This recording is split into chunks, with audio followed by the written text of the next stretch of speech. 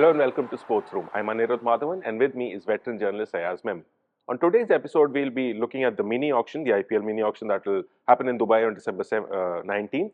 And then we'll also preview the India series in South Africa. So let's start off with the auction, Ayaz. So heading into the auction, the biggest story was Hardik Pandya's transfer, of course, from Gujarat to Mumbai and all the drama that went behind the scenes.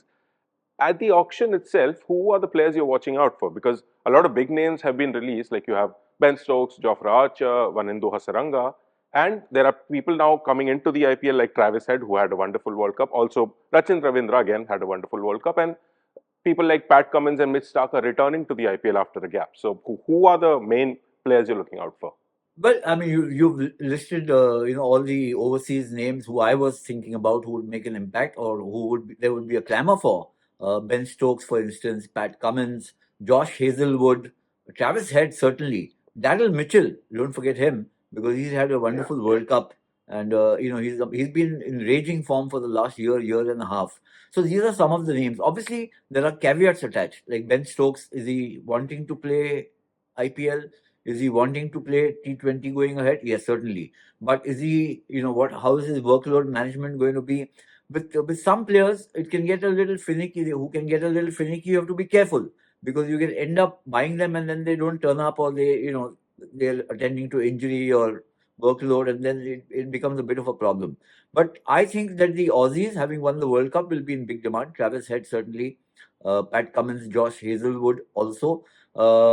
Even Mitchell Stark, who's had his, he's had a very kind of a roller coaster ride where the IPL is concerned. Often he's been picked, he's in the squad, but he's not come in and played, or when he's played, it's not been a full season, and so on and so forth.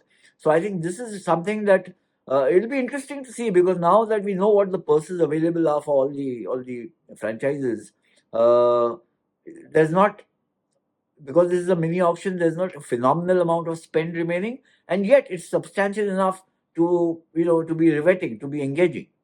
Uh, that will be, as I said, December 19th, and well, again, there'll be a lot of drama involved. But moving on to India's series against South Africa, we start off with the T20 series, which is will have it will be very important in the context that we have the World Cup next year, and thus this series and there's a one against Afghanistan that's coming up. Do you think these two series will sort of firm up the squad in Rohit and Rahul Dravid's mind, or do you think people like Rohit Sharma and Virat Kohli just automatically walk in when they return?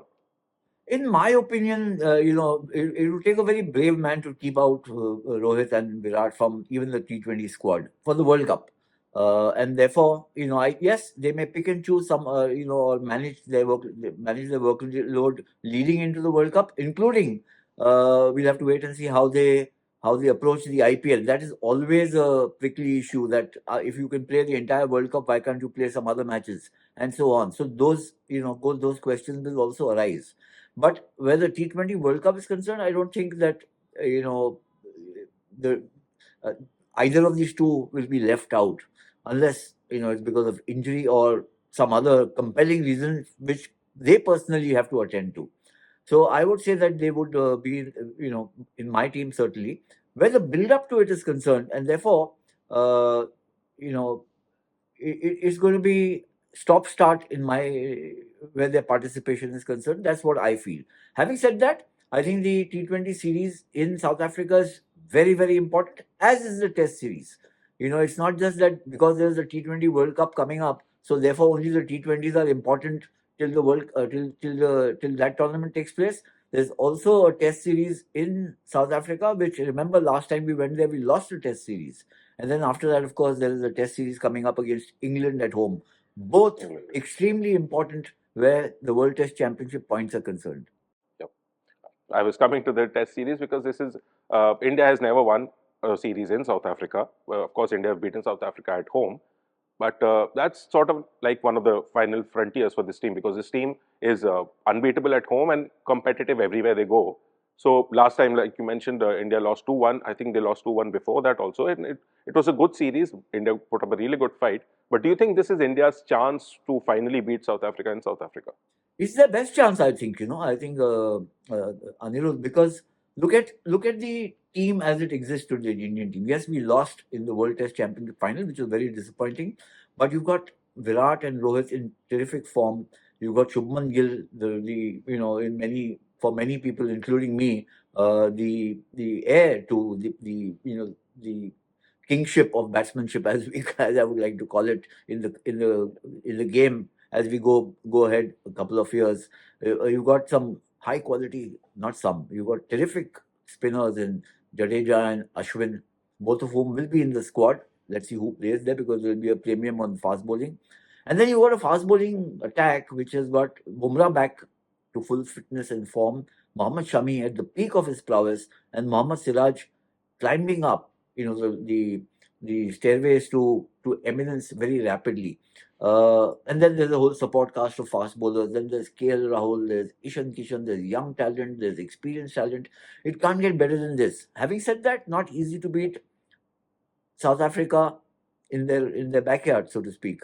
We went there the last time. The team hasn't changed much, barring say maybe a Siraj or somebody who's added on.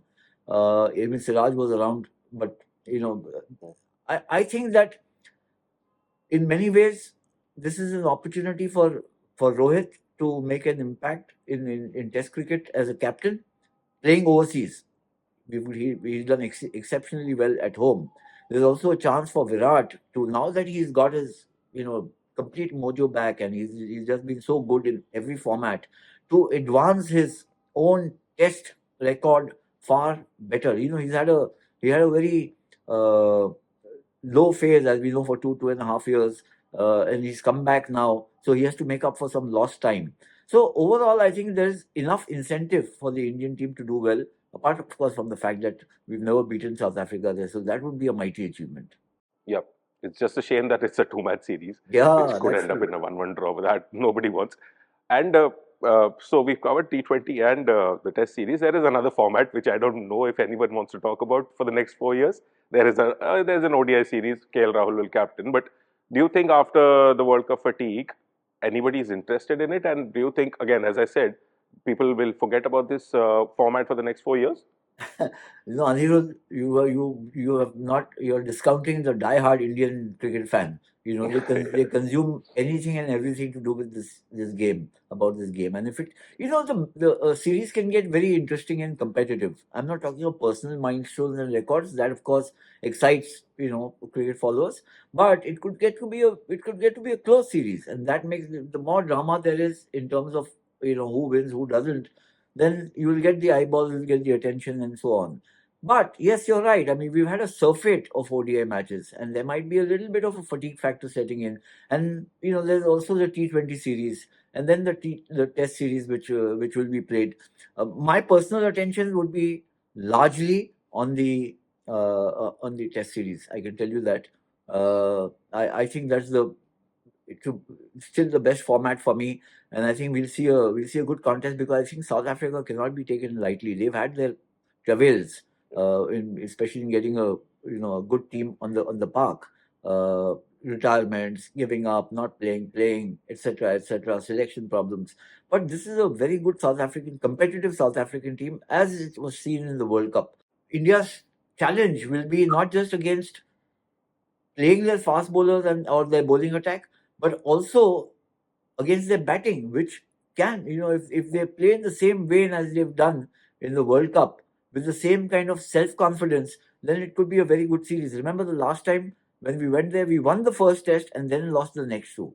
Yeah. So it's not a given that India, which is top of the pops in ranking, etc., and star value, can just have it easy in South Africa. It's not going to be easy. Yep. And as you were saying, the diehard cricket fan will watch everything. And right now, the headlines are about some spat between Srishant and Gautam Gambhir, but we'll not get into that. What we will do is we'll next week and the weeks heading on, we'll go in depth into each of the formats. Like we'll start with the T20 series next time. Also, an interesting series coming up, Anirudh, Pakistan versus Yeah. Australia. Yep, And yep. that's a home series for Australia, away series for Pakistan. We'll have to wait and see how Pakistan performs outside their outside the subcontinent. This is a very challenging phase Yeah. for Pakistan. They've had almost a meltdown during the World Cup, as we know. The fans, the players themselves, the selectors, the administration. Now, this could be such a vital tool for Pakistan. Either they will get crushed and completely demoralized because beating Australia in Australia is never easy, and this is a full strength Australian team, or it could signal a revival. We'll have to wait and see.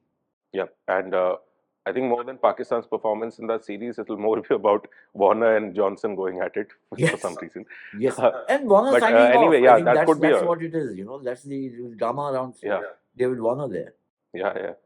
Anyway, like Pakistan could pull off an upset because India did it last time, and with a B team or a C team, if you would call that.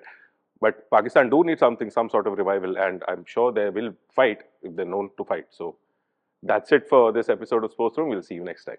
Thank you. Bye bye.